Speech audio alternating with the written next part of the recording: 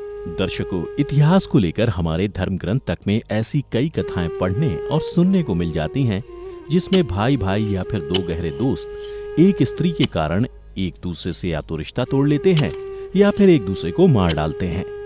लेकिन हिंदू धर्म ग्रंथ महाभारत में ही हमें यह पढ़ने को मिलता है कि 5 पुरुषों अर्थात पांडवों की एक ही पत्नी थी जिसका नाम द्रौपदी था। फिर भी पांचों भाइयों के बीच कभी मनमुटाव नहीं हुआ। ताउम्र उन लोगों का आपस में प्रेम बना रहा। लेकिन दोस्तों, क्या आप जानते हैं कि पांडवों के इस प्रेम का रहस्य क्या था? अगर नहीं तो हमारी इस प्रस्तुति को अंत तक जरूर देखें। साथ ही अगर आप हमारे चैनल पर नए हैं तो इसे अभी सब्सक्राइब कर लें। तो चलिए बिना किसी देरी के आज की ये कथा शुरू करते हैं, जिसका वर्णन महाभारत के आदि पर्व में किया गया है। नमस्कार दर्शकों, द डिवाइन टेल्स पर आपका एक बार फिर से स्वागत है। महाभारत से जुड़ी ये कथा उस समय की है जब पांडव धृतराष्ट्र की आज्ञा से राज्य पाकर द्रौपदी के साथ खांडव प्रस्थ यानी इंद्रप्रस्थ में आनंद पूर्वक निवास करने लगे थे। धर्मराज युधिष्ठिर के राज्य की प्रजा भी शांति एवं सुखपूर्वक रह रही थी। एक दिन की बात है, इंद्रप्रस्थ नरेश युधिष्ठिर अपने चारों भाइयों के साथ राजसभा में बैठे हुए थे कि उसी समय देवर्षि नारद अकस्मात वहां आ पहुंचे। उन्हें आया देख सभी भाइयों ने उन्हें हाथ जोड़कर प्रणाम किया और फिर युधिष्ठिर ने अपना परम सुंदर आसन उन्हें बैठने के लिए दिया। जब देवर्षि उस पर बैठ गए तब परम बुद्धिमान युधिष्ठिर ने स्वयं अपना सारा राज्य देवर्षि नारद को समर्पित कर दिया। यह देख देवर्षि उस समय मन ही मन बड़े प्रसन्न हुए। फिर युधिष्ठिर की अभ्युदय की कामना करके बोले, तुम भी बैठो। उसके बाद नारद जी की आज्ञा पाकर राजा युधिष्ठिर बैठे और द्रौपदी को संदेश भिजवाया कि स्वयं भगवान नारद जी पधारे हैं। यह सुनकर द्रौपदी भी पवित्र एवं एकाग्रचित हो उसी स्थान पर आ गई जहां पांडवों के साथ नारद जी विराजमान थे। धर्म का आचरण करने वाली द्रौपदी देवर्षि के चरणों में प्रणाम किया। तब धर्मात्मा एवं सत्यवादी मुनिश्रेष्ठ नारद ने महारानी द्रौपदी को नाना प्रकार के आशीर्वाद देकर उस सती साध्वी देवी से कहा, अब तुम भीतर जाओ। द्रौपदी के चले जाने पर भगवान देवर्षि ने एकांत में युधिष्ठिर सहित समस्त पांडवों से कहा, हे वत्स, यशस्विनी पांचाली तुम सब लोगों की एक ही धर्मपत्नी है, अतः तुम लोग ऐसी नीति बना लो जिससे तुम लोगों में कभी परस्पर फूट ना हो। नारद जी की बात सुनकर सभी पांडव एक दूसरे को देखने लगे। फिर कुछ देर बाद युधिष्ठिर ने देवर्षि से पूछा कि हे भगवान, हम भाइयों में तो पांचाली को लेकर कोई मनमुटाव नहीं है और भविष्य में भी नहीं हो सकता, फिर आप ऐसी नीति क्यों बनाने को कह रहे हैं? हम भाइयों को आपकी बात समझ में नहीं आ रही है। तब देवर्षि नारद जी बोले, हे धर्मराज, ये तो मैं भी जानता हूं कि तुम भाइयों में जितना प्रेम है उतना 3 लोकों में किसी भी भाइयों के बीच नहीं है। परंतु तुम ये तो जानते ही हो कि काल अर्थात समय सब कुछ बदल देता है, उस पर किसी का बस नहीं चलता। क्योंकि तुम 5 भाइयों की तरह ही हजारों साल पहले सुंद और उपसुंद नाम के 2 असुर भाई हुआ करते थे। वे सदा साथ रहते थे एवं एक दूसरे के लिए अवध्य थे, यानी वे दोनों केवल आपस में ही लड़कर मर सकते थे। उनकी तीनों लोकों में बड़ी ख्याति थी। उनका एक ही राज्य था और एक ही घर। वे एक ही शैया पर सोते थे, एक ही आसन पर बैठते और एक साथ ही भोजन करते थे। इस प्रकार आपस में अटूट प्रेम होने पर भी एक स्त्री के लिए लड़कर उन्होंने एक दूसरे को मार डाला।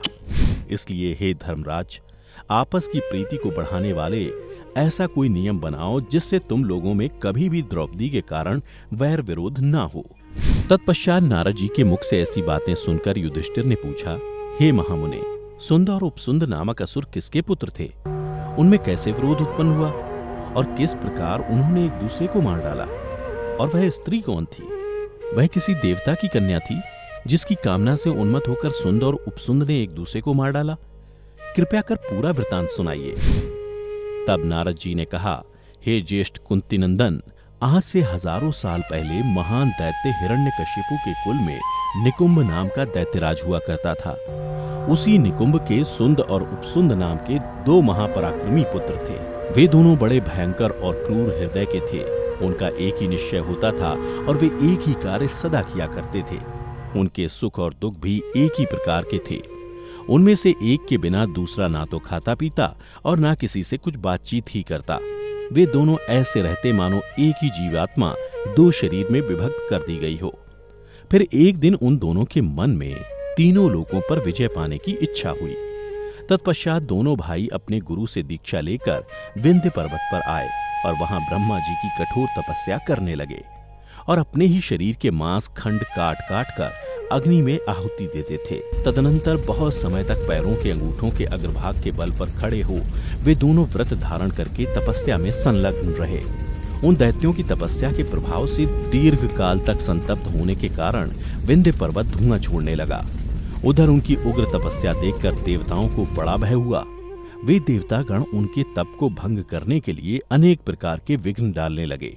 देवताओं ने बार बार रत्नों के ढेर तथा सुंदर स्त्रियों को भेजकर उन दोनों को प्रलोभन में डालने की चेष्टा की, किंतु उन महान व्रतधारी दैत्यों ने अपने तप को भंग नहीं किया। तत्पश्चात देवताओं ने महान आत्मबल से संपन्न उन दोनों दैत्यों के सामने पुनः माया का प्रयोग किया। उनकी माया निर्मित बहनें, माताएं, पत्नियां तथा अन्य आत्मीय जन वहां भागते हुए आते और वे सभी आत्मीय जन सुंद उपसुंद को पुकार कर चीखते हुए कहते, बेटा मुझे बचाओ भैया, मेरी रक्षा करो।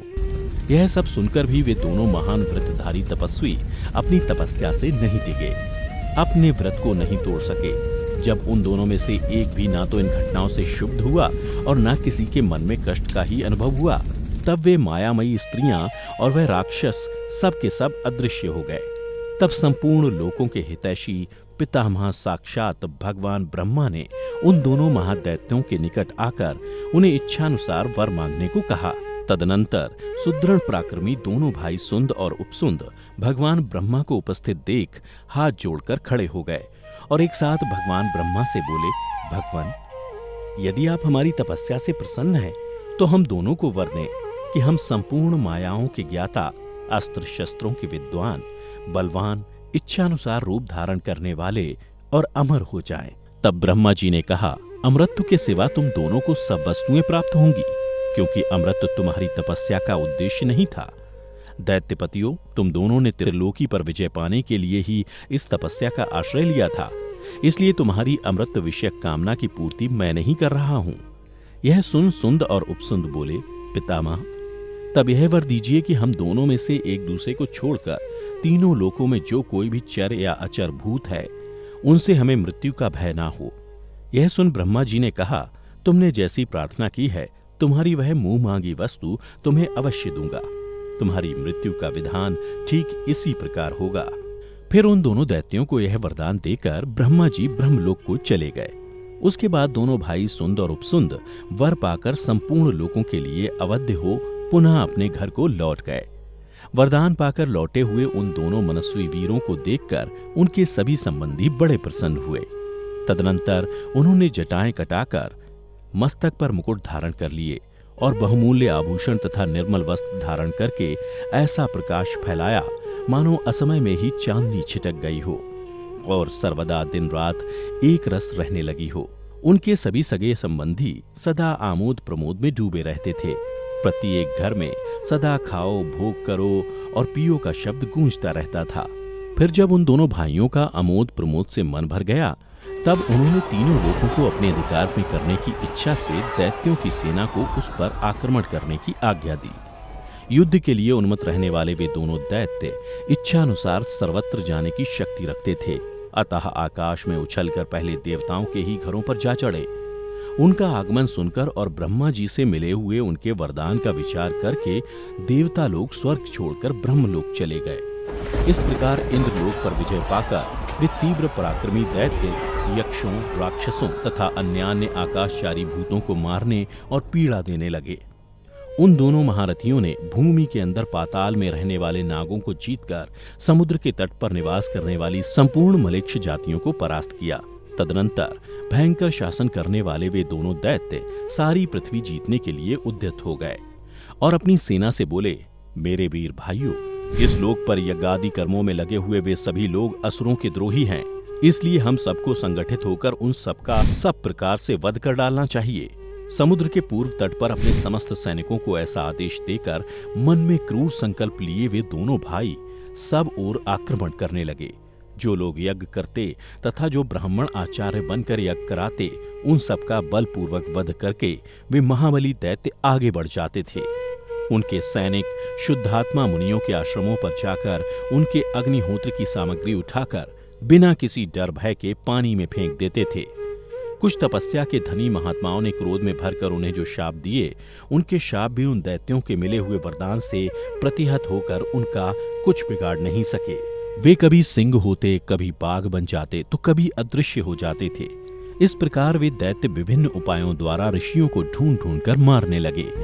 उस समय पृथ्वी पर यज्ञ और स्वाध्याय बंद हो गए, राजर्षि और ब्राह्मण नष्ट हो गए और यात्रा, विवाह आदि उत्सवों तथा यज्ञों की सर्वथा समाप्ति हो गई। सर्वत्र हाहाकार छा गया, भय का आर्तनाद सुनाई पड़ता था। पृथ्वी की ओर देखना भी भयानक प्रतीत होता था। उधर सुंद और उपसुंद का वह भयानक कर्म देखकर चंद्रमा, सूर्य, ग्रह, तारे, नक्षत्र और देवता सभी अत्यंत खिन्न हो उठे। इस प्रकार वे दोनों दैत्य अपने क्रूर कर्म द्वारा संपूर्ण दिशाओं को जीतकर शत्रुओं से रहित हो कुरुक्षेत्र में निवास करने लगे। तदनंतर संपूर्ण देवर्षि और महर्षि ब्रह्मा जी के धाम गए। वहां पहुंचकर उन्होंने ब्रह्मा जी से सुंद और उपसुंद के सारे क्रूर कर्मों का वृतांत कह सुनाया। दैत्यों ने जिस प्रकार लूटपाट की, जैसे जैसे और जिस क्रम से लोगों की हत्याएं की, वह सब समाचार पूर्ण रूप से ब्रह्मा जी को बताया। तब संपूर्ण देवताओं और महर्षियों ने भी इस बात को लेकर ब्रह्मा जी से प्रार्थना की। ब्रह्मा जी ने उन सब की बातें सुनकर 2 घड़ी तक कुछ विचार किया। फिर उन दोनों के वध के लिए कर्तव्य निश्चय विश्वकर्मा को बुलाया। विश्वकर्मा के आने पर ब्रह्मा जी ने उन्हें आज्ञा दी कि तुम एक तरुणी स्त्री के शरीर की रचना करो जो सबका मन लुभा लेने वाली हो। ब्रह्मा जी की आज्ञा को शिरोधार्य करके विश्वकर्मा ने एक दिव्य युवती का निर्माण किया। उन्होंने इस युवती के अंगों में करोड़ों रत्नों का समावेश किया और इस प्रकार रत्न राशिमयी उस देव रूपणी रमणी का निर्माण किया। विश्वकर्मा द्वारा बड़े प्रयत्न से बनाई हुई वह दिव्य युवती अपने रूप सौंदर्य के कारण तीनों लोकों की स्त्रियों में अनुपम थी। शरीर में कहीं तिल भर भी ऐसी जगह नहीं थी जहां की रूप संपत्ति को देखने के लिए लगी हुई दर्शकों की दृष्टि जम न जाती हो। चूंकि उत्तम रत्नों का तिल तिल भर अंश लेकर उसके अंगों का निर्माण हुआ था, इसलिए ब्रह्मा जी ने उसका नाम तिलोत्तमा रख दिया। तदनंतर तिलोत्तमा ब्रह्मा जी को नमस्कार करके हाथ जोड़कर बोली, प्रजापति, मुझ पर किस कार्य का भार रखा गया है जिसके लिए आज मेरे शरीर का निर्माण किया गया है? तब ब्रह्मा जी ने कहा, भद्रे, तुम सुंद और उपसुंद नाम के असुरों के पास जाओ और अपने अत्यंत कमनीय रूप के द्वारा उनको लुभा। तुझे देखते ही तेरे लिए उन दोनों दैत्यों में परस्पर विरोध हो जाए, ऐसा प्रयत्न कर। तब तिलोत्तमा ने ब्रह्मा जी के चरणों में प्रणाम किया और सुंद उपसुंद से मिलने चल पड़ी। तिलोत्तमा के चले जाने पर लोक सृष्टा ब्रह्मा जी ने उन संपूर्ण देवताओं और महर्षियों को विदा किया। उधर जब त्रिलोकी में सुंद और उपसुंद का सामना करने वाले कोई नहीं रह गया, तब वे देवताओं के समान अकर्मण्य होकर भोग विलास में लग गए। सुंदर स्त्रियों और पेय रसों का सेवन करके वे बड़े आनंद से दिन बिताने लगे। एक दिन की बात है, विंध्य पर्वत के शिखर पर सुंद और उपसुंद दोनों दैत्य विहार करने के लिए गए। वहां उनके लिए संपूर्ण दिव्य भोग प्रस्तुत किए गए। तदनंतर वे दोनों भाई श्रेष्ठ आसनों पर सुंदर स्त्रियों के साथ आनंद मग्न होकर बैठे।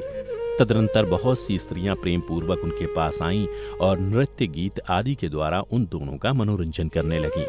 उसी समय तिलोत्तमा वहां वन में फूल चुनती हुई आई।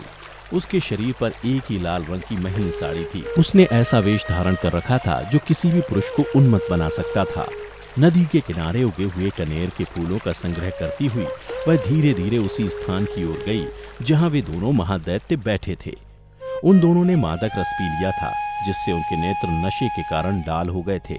और जब उन दोनों की नजर तिलोत्तमा पर पड़ी तो वे दोनों दैत्य काम वेदना से व्यथित हो उठे और अपना आसन छोड़कर खड़े हो उसी स्थान पर गए जहां तिलोत्तमा खड़ी थी।